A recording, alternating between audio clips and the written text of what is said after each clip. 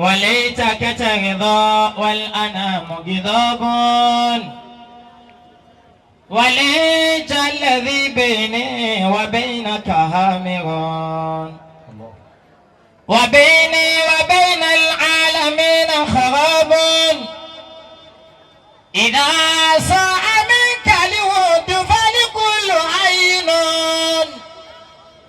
فكل الذي فوق تراب تراب نحن بالله عزنا لا بمال ومنصب كل ما رام ذلنا حسبنا الله والنبي إن قومي تجمعوا وبقتلي تحدثوا لا أبالي بجمعهم كل جمع مؤنث فدعا ربه أني مجلوب فانتشر سيؤزم الجمع ويولون الدبر صدق الله مولانا العظيم. الله أكبر. شكرا تبي.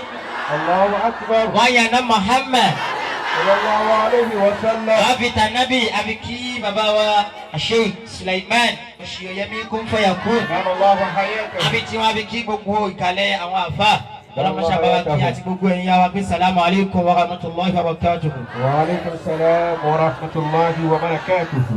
Wa ahsanu minka lam tawaqa'tu aynin wa ajmalu minka lam talidi nisa'u. Sallallahu alayhi wa sallam. Khuliqta mubara'an min kulli aybin. Ìyá Yorùbá Ànábì wa Muhammad.